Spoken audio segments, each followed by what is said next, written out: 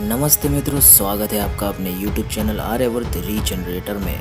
मित्रों, गत वीडियो में हमने ये जाना कि प्राचीन काल के परिधान किस प्रकार के हुआ करते थे, उसमें चोली, बिंदी, सिंदूर का किस प्रकार से उपयोग किया जाता था, उनके ऊपर स्क्रिप्चर्स के क्या प्रमाण है, ये सारे विषय हमने पिछली वीडियो में जान लिया।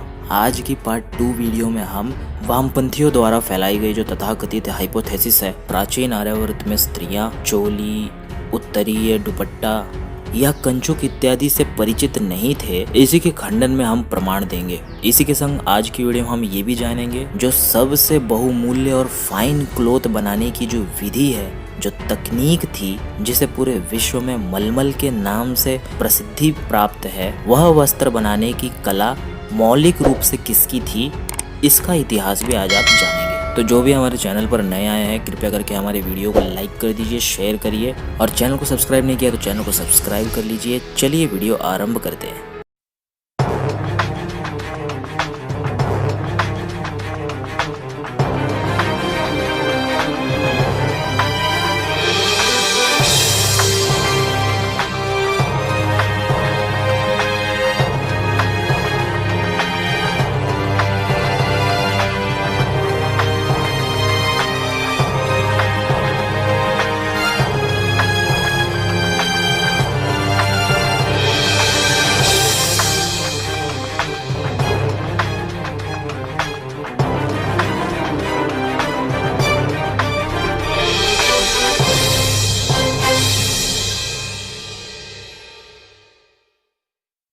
मित्रों, अक्सर कुछ वामपंथी और विकासवादी ये नग्नता फैलाने के प्रयास करते हैं कि मनुष्य वर्ग के सारे पूर्वज तो नग्न ही घूमते थे, उन्हें वस्त्र इत्यादि पहनने का नॉलेज नहीं था।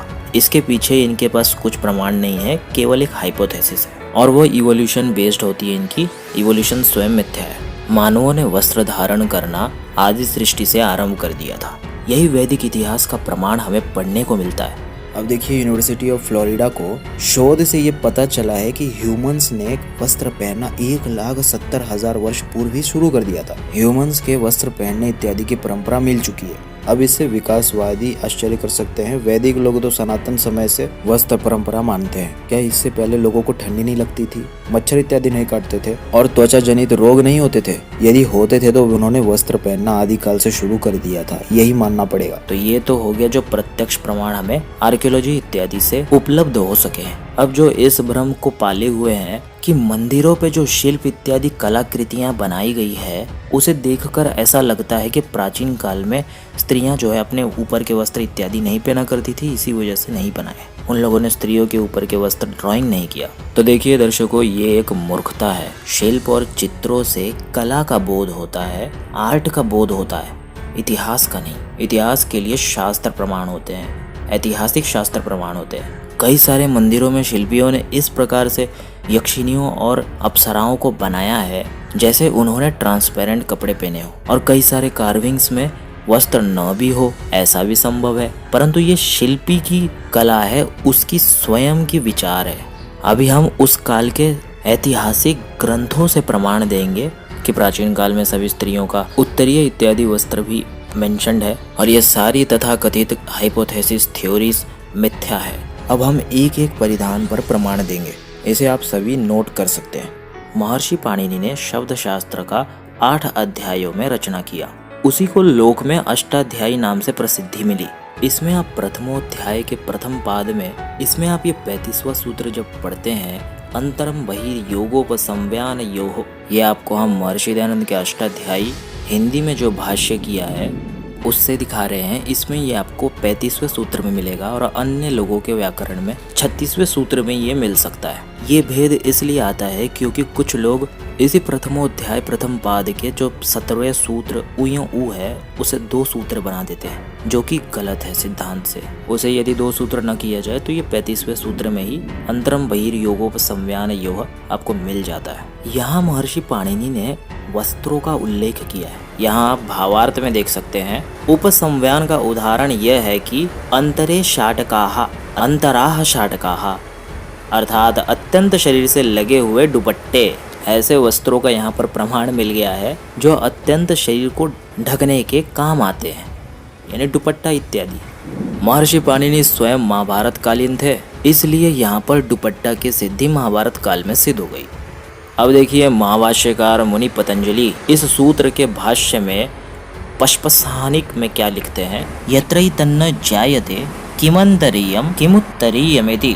महाभाष्यकार मुनि पतंजलि भी महाभारत कालीन थे और उनके काल में 2 वस्त्रों का यहाँ पर वे टाइप्स बता रहे हैं।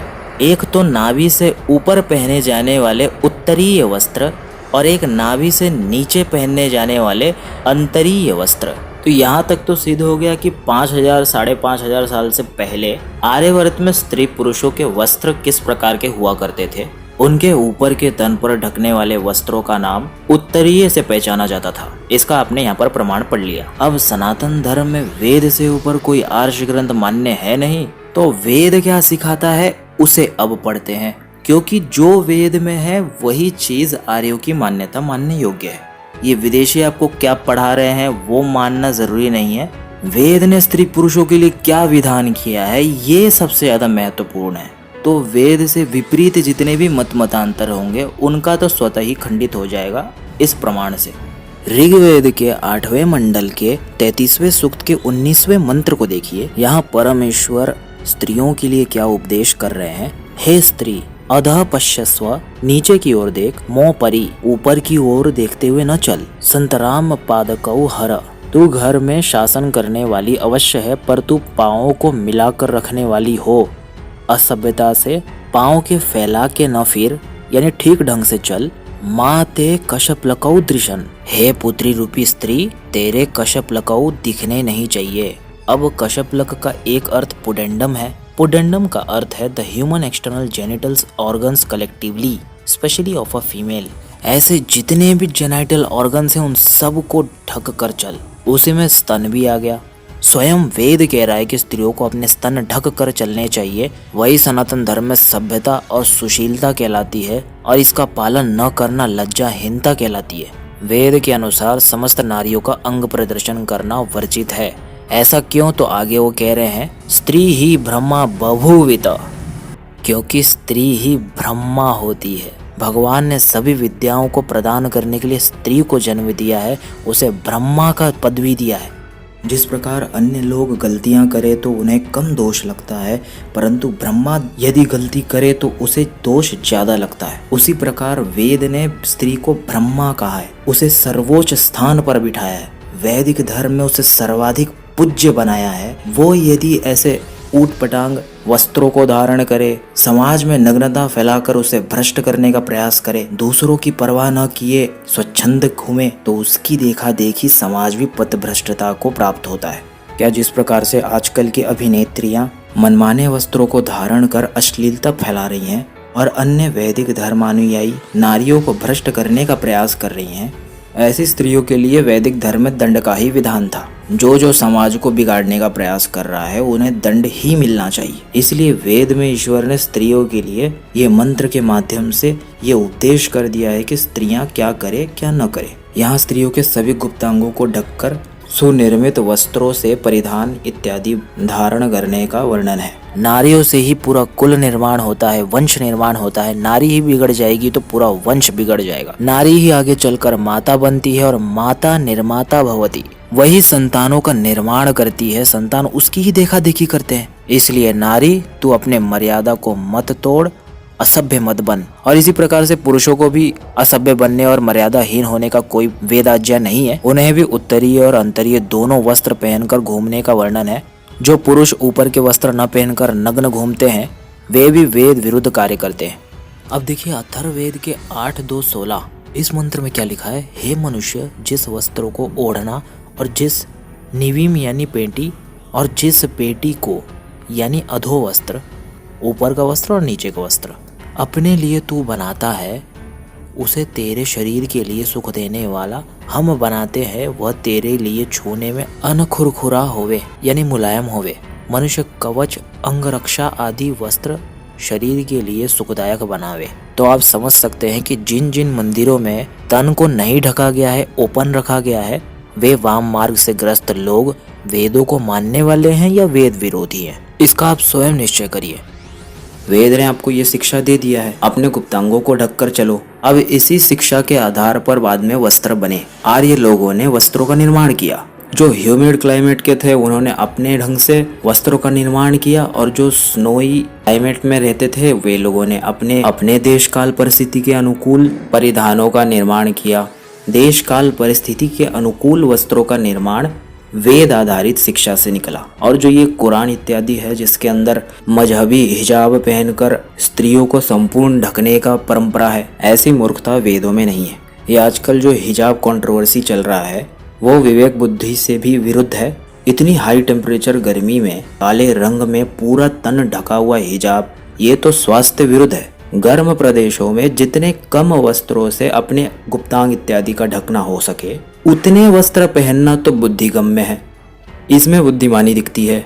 लेकिन काले भूत बनकर घूमना ये तो मजहबी लोग ही सिखा सकते हैं। इस प्रकार की वस्त्रों की बाध्यता वेद ने नहीं सिखाई, इसलिए वेद ही एकमात्र ईश्वरीय ग्रंथ मानने योग्य है। उसी की ओर सबको लौटना चाहिए। वही सनातन हम सभी के लिए ईश्वर ने प्रदान किया है। उसकी शिक्षाएं पूरे मानवता के लिए, किसी देश विशेष या मजहब विशेष के लिए नहीं। अब आगे देखिए। अब देखिए, ये तो हो गया वेद और महाभारत काल में किस ढंग के वस्त्र हुआ करते थे, ये हमने बता दिया। अब जो मंदिरों पर नग्न कार्विंग्स हुए हैं वो आया है तो किसी न किसी काल में ही आया है। तो हम इसे स्पष्ट कर दें, ये बहुत बाद के काल के कार्विंग्स आपको देखने मिल रहे हैं। ऐसे ढंग की शिल्पकला बौद्धों ने शुरू किया। बौद्ध लोगों ने जानबूझकर ऐसे कार्विंग्स अपने स्तूप इत्यादि पर बनाना आरंभ कर दिया, और इनका राज जब तक था इन्होंने पूरे भारत में अपनी इस कला का प्रचार प्रसार किया। क्या आप जानते हैं कि रासलीला जो है मूल रूप से बौद्धों और जैनियों ने शुरू की? हमारे वैदिक इतिहास में कहीं भी रासलीला जब नहीं थी, जो सर्वप्रथम पुराणों में प्रकट हुई है वो बौद्धों की देखा देखी वहां से आई है। हमारे वास्तविक पुराण तो ब्राह्मण ग्रंथ को कहते थे। जिस प्रकार से बौद्धों में कई सारे पुराण हैं, जैनियों में कई सारे पुराण हैं, उसी प्रकार से अनेक मतपंथ संप्रदाय, शैव, शाक्त, वैष्णव इत्यादि, इन लोगों ने अपने अपने मत के अनुसार सत्य असत्य इतिहासों सहित ये अष्टादश महापुराण और अनेक छोटे छोटे उपपुराण रचे, जिनकी गणना करना भी आज के समय में पॉसिबल नहीं है। इतने पुराण रच डाले। ये सारा बुद्ध को लेकर जितनी चमत्कारिक और काल्पनिक रासलीला वगैरह वगैरह, बौद्धों ने जिस प्रकार से हमारे देवी देवताओं को छोटा दिखाकर बुद्ध को बड़ा दिखाया, ये सब कॉपी पेस्ट किया हमारे पौराणिकों ने। और ये अनार्ष ग्रंथ है, इसलिए ये प्रमाण मानने योग्य नहीं है। उसी की देखा देखी बाद में पौराणिकों ने भी अपने देवी देवता, अप्सरा, यक्षिनी इत्यादि उनसे ही सीखकर काल्पनिक रूप से मंदिरों पर बनाना आरंभ किया। इसके लिए हम आपको कुछ बौद्ध और जैनियों के आपको मूर्तियां दिखाते हैं कि किस प्रकार से ये नग्न मूर्तियां बनाते थे, उसे देखिए। अब देखिए, बौद्धों के स्कल्पचर्स में गौतम बुद्ध और माया देवी इत्यादि वस्त्रों में भी दिखाए गए हैं और बिना वस्त्र के भी। बौद्धों ने सम्राट अशोक और उनकी रानियों को अपने स्तूपों पर नग्न रूप में चित्रांकित किया है। इतिहास की दृष्टि से देखें तो भारी मात्रा में इस प्रकार की नग्न मूर्ति कला शैली बौद्धों की ही देखा देखी हिंदुओं ने भी अपने मंदिर पर बनाना शुरू कर दिया। बौद्ध और जैनी अपनी मूर्तियों को आकर्षक बनाने हेतु हमारे ही देवी देवताओं पर झूठे झूठे कहानियां और जातक इत्यादि लिखकर उन्हें अपने मत में बुद्ध और महावीर जी से छोटा दिखाकर उनका इस प्रकार से अपमान करते थे। और ये बौद्धों जैनियों ने हमारे देवियों और महापुरुषों पर झूठे झूठे आक्षेप लगाए और उनका झूठा इतिहास अपने ग्रंथों में लिखा। वही चीज बाद में पत्थरों पर कार्विंग कर दिया गया। तो ये सारा इतिहास का विषय हुआ। अब नेक्स्ट देखते हैं। मित्रों, प्राचीन भारत में मलमल के वस्त्र बनते थे और पूरे विश्व में भारत इससे प्रसिद्ध था। आज जहाँ भी ट्रांसपेरेंट और हल्के वस्त्र आप देख रहे हैं, प्राचीन भारत में इसे मलमल के वस्त्र नाम से जाना जाता था। और ये सभी भारत में आए मुगल किंग, क्वीन सभी वही पहनते थे। मलमल के कॉटन बनाने की विद्या एकमात्र भारत में पहले थी। हमारे भारत में कहीं मेटलर्जी पढ़ाया जाता था तो कहीं पर उत्कृष्ट वस्त्र निर्माण करने की कला सिखाई जाती थी। उन्हीं में से एक ढाका सिटी, जो आज बांग्लादेश में है और प्राचीन भारत का वो एक सिटी था। पूरे विश्व में मलमल के वस्त्र वहीं से एक्सपोर्ट होते थे। हमारे ही इस मलमल के वस्त्र को वे लोग मुस्लिम नाम से इराक इत्यादि अपने अपने देशों में बनाने लगे। मूल में ये शिक्षा भारत से ही गई है। प्राचीन भारत में ट्रांसपेरेंट क्लोथ्स और हल्के वस्त्र बनाने की कला मौजूद थी, जिसे बाद में इराक इत्यादि में कॉपी कर लिया गया। मित्रों, इजिप्ट में भी डिफरेंट डिफरेंट काइंड के परिधान धारण करते थे। जैसे आप इन चित्रों में देखिए, स्त्रियां जो है श्वेत साड़ियां धारण की हुई हैं और इजिप्ट के पुरुष भी धोती इत्यादि वस्त्र धारण किए हुए हैं। इजिप्ट की सभ्यता प्राचीन वैदिक सभ्यता से बहुत मैच करती है। पूर्व काल में राजा महाराजे एक दूसरे की देखा देखी वस्त्रों का ढंग बदलते रहते थे। फैशन में क्षेत्र क्षेत्र और काल काल में परिवर्तन आता रहता था। जो रामायण काल में भी साड़ी इत्यादि वस्त्रों का हमें वर्णन मिलता है, तो इजिप्ट इत्यादि संस्कृति भी यहाँ आर्यवर्त से वस्त्र इत्यादि धारण करना सीखी, यही सिद्ध होता है। अब इसके लिए एक और प्रमाण देखिए। ये देखिए इजिप्ट का 5000 वर्ष पूर्व लेनिन का वस्त्र। जिस प्रकार से आज सिले गए पॉलिएस्टर, एक्राइलिक, रेयन, एसीटेट और ट्री एसीटेट, नाइलॉन और पीएफसी, टेफ्लॉन इत्यादि अनेक इलास्टिक वस्त्रों का निर्माण किया गया है, लोग उसे धारण करते हैं। वास्तव में ये कोई शरीर को लाभ नहीं पहुंचाता और पर्यावरण को हानि भी करते हैं। आज के सभी वस्त्रों से कोई स्वच्छता या स्वास्थ्य लाभ नहीं मिलता। वहीं इजिप्ट के इस प्राचीनतम ड्रेस को देखिए। ये नेशनल ज्योग्राफिक इत्यादि अनेकों ऑथेंटिक साइट्स पर आप इसको पढ़ सकते हैं। 5100 से 5500 वर्ष पूर्व का ये ड्रेस है, अर्थात महाभारत काल के अत्यंत आधुनिक सभ्यता का ये प्रमाण है। उस समय की कल्चर और ट्रेडिशंस आज से कितना आगे थे। जहां आज ऐसे टी शर्ट्स या कहें ऊपर के तन को ढकने का पूर्ण वस्त्र पूरी तरीके से इको फ्रेंडली ढंग से बनाया गया है, वहीं आज पॉलिएस्टर और नायलॉन के कपड़े से हमें और पर्यावरण को कितना हानि पहुंचता है, दोनों को कंपेयर कर लीजिए। कौन सी एडवांस सभ्यता और एडवांस सोच वाले लोग थे, आपको समझ में आ जाएगा। मित्रों, महाभारत काल में इजिप्ट के लोगों ने आर्यों से सन के पौधों द्वारा लिनन क्लोथ्स सन के पौधों से बनते हैं। ये पौधे इजिप्शियंस ने अपने यहाँ उगाना आरंभ किया और इसकी खेती आर्यों के उनके ग्रंथों से लेकर सीखा। हमारे पूरे भारत में सन के पौधे आपको मिल जाएंगे। बट इतना ध्यान रखने योग्य है, यहाँ के आर्यों ने साड़ी और धोती जैसे वस्त्र डेवलप किए थे। साड़ी का एक फायदा ये भी है कि वे इसे अनेक ढंग से पहन सकते हैं, कोई भी स्टाइल में आप इसे पहन सकते हो और तन को ढक सकते हो। धोती के साथ भी यही है। अब कोई ये शंका करे कि इजिप्शियंस आर्यों से सन इत्यादि के पौधों से वस्त्र बनाना सीखे, इसका क्या प्रमाण है? तो इसके तो अनेक प्रमाण हैं। ये मनुस्मृति का श्लोक देख लो। यहाँ 2:41 पढ़िए। ब्राह्मण, क्षत्रिय, वैश्य तीनों वर्णों में दीक्षित ब्रह्मचारी क्रमशः आसन के रूप में बिछाने के लिए काला मृग, रुरु मृग और बकरे के चर्म को तथा ओढ़ने पहनने के लिए सन, रेशम और ऊन के वस्त्रों को धारण करे। ये देखिए शान क्षौम आविकानी लिखा है, यानी सन, रेशम और ऊन के वस्त्र। यहाँ पर ये सिद्ध हो गया सन के वस्त्र जो है मनुस्मृति के काल से सभी लोगों ने सीखा है। अब आगे देखिए 242 में, ब्राह्मण वर्ग में दीक्षित बालक की मेखला तगड़ी मूंज नामक घास की बनी होनी चाहिए। क्षत्रिय की धनुष की डोरी जसवंती है उस मूरा नामक घास की, और वैश्य की सन के सूत की बनी हो। ये देखिए सन की सूत जो है वो मनु के काल से चला आ रहा है, कोई नया नहीं आज। तो ये हो गया मेखला का प्रमाण। यहाँ पर दोनों स्त्री पुरुष दोनों के लिए विधान है। अब यहाँ 263 में यजुपवीत के प्रमाण देखिए। द्विज, 3 वर्णस्थ व्यक्ति दाहिने हाथ को ऊपर रखे यजुपवीत पहनने की अवस्था में, अर्थात जब द्विज यजुपवीत को दाएं हाथ और कंधे के नीचे लटकाकर तथा बाएं कंधे के ऊपर रखकर पहनता है, तब उपवीति बाएं हाथ नीचे और दाएं कंधे के ऊपर रखकर पहनने की अवस्था में प्राचीन अवीति और गले में माला के समान पहनने की अवस्था में निवीति कहता है। तो यहाँ द्विज से ब्राह्मण, क्षत्रिय और वैश्य दोनों स्त्री पुरुष इन वर्ण को वर्ण करने वाले अपने अपने यजुपवीत इस विधान से पहने। अब देखिए कौशिकी गृह सूत्र में 3 धागों वाले यजुपवीत और 3 धागों वाले मेखला का वर्णन है। इससे सिद्ध है कि ह्वेनसांग के काल में भारत में जो श्रमणों का वो वर्णन कर रहा है वो और कोई नहीं, यहाँ के द्विज ही थे।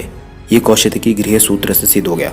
यहाँ देखिए ब्रह्मचारी और ब्रह्मचारिणियों के आचार इत्यादि व्यवस्था बताई है। अब नेक्स्ट श्लोक में देखिए ब्रह्मचारी और ब्रह्मचारिणियों के ऊपर के वस्त्र किस प्रकार से ओढ़ते थे, और ह्वेनसांग ने जो अपनी यात्रा वृतांत में कहा था यहाँ के लोग किस प्रकार से अपने शरीर पर वस्त्रों को लपेटते हैं, इसका ठीक वर्णन मनुस्मृति में मिलता है हमें। यानी उस काल में मनुस्मृति का ही विधान भारत भूमि पर सर्वत्र व्याप्त था। सदा उद्धृत पानी रहा था, तो ओढ़ने के वस्त्र से दायां हाथ बाहर रखे। ओढ़ने के वस्त्र को इस प्रकार ओढ़े कि वह दाएं हाथ के नीचे से होता हुआ बाएं कंधे पर जाकर टिके, जिसे दायां कंधा और हाथ वस्त्र से बाहर निकला रह जाए। शिष्ट सभ्य आचरण रखे, संयम पूर्वक रहे, गुरु के द्वारा बैठो ऐसा कहने पर गुरु के सामने उनकी ओर मुख करके बैठे। यहाँ 2.198 में बिस्तर और आसन का वर्णन है।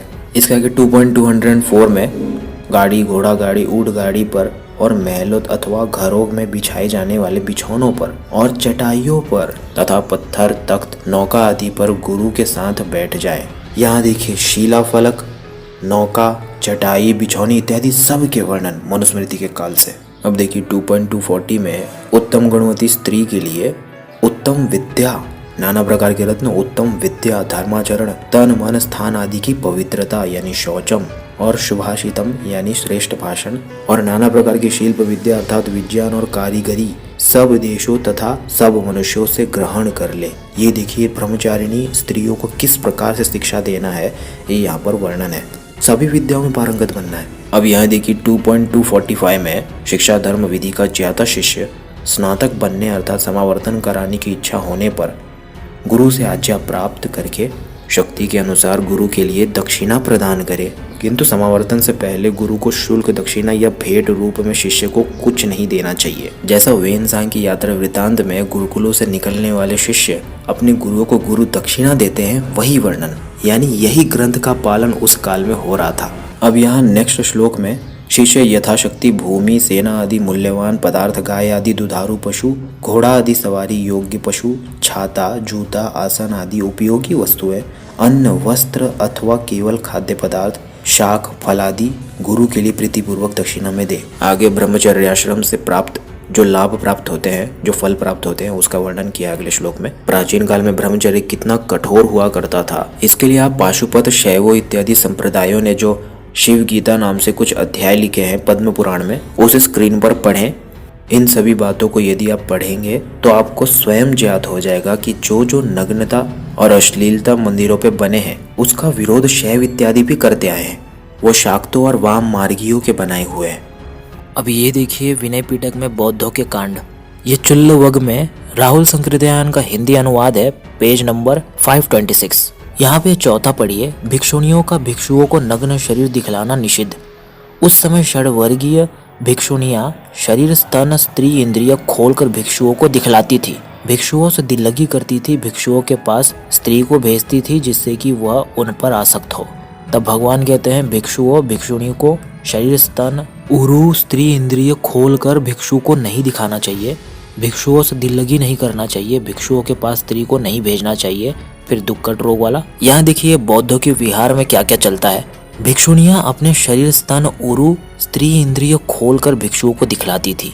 अब खोला वो चीज जाता है जब कोई वस्त्र से ढका हो, यानी घुटने, स्तन और ये समस्त गुप्त इंद्रिय जो है उन्हें वस्त्रों से ढका जाता था और ये भिक्षुणियाँ उसे खोल कर दिखाती थी।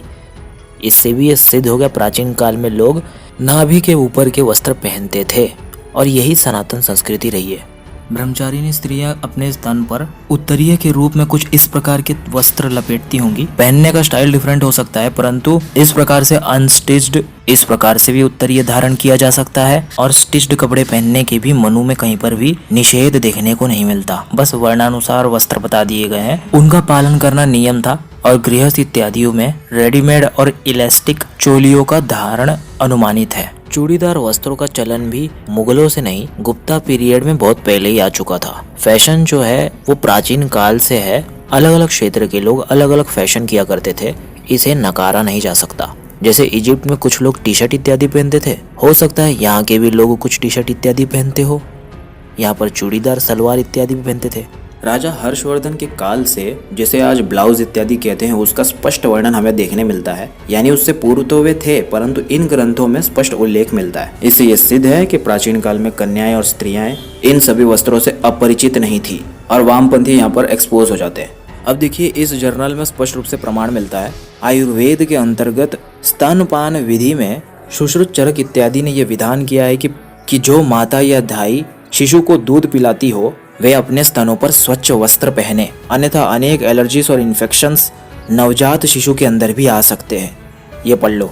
अब देखिए वाल्मीकि रामायण में स्पष्ट रूप से उत्तरीय शब्द, त्रेता युग में माता सीता इत्यादि उत्तरीय वस्त्र पहनती थी।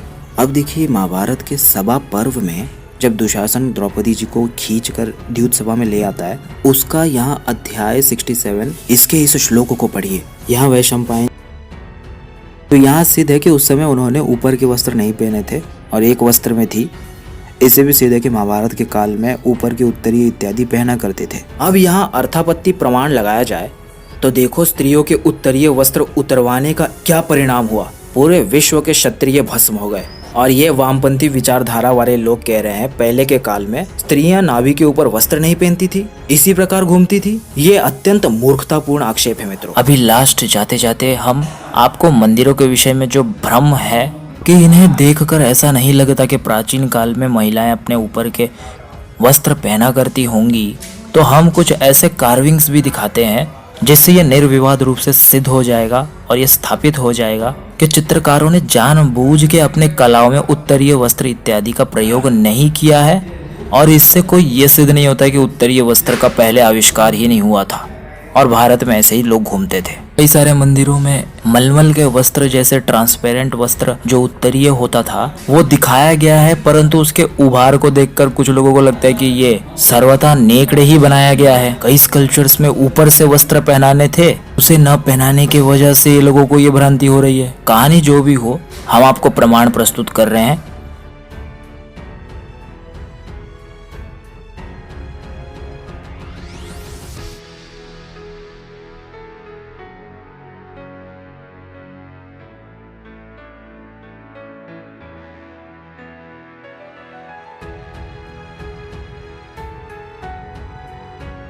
तो इसी के साथ मित्रों आज की वीडियो हम यहीं पर एंड कर रहे हैं। जल्दी मिलते हैं रोचक जानकारियों के साथ नेक्स्ट पार्ट में। तब तक के लिए स्वस्थ रहिए, मस्त रहिए। नमस्ते जी।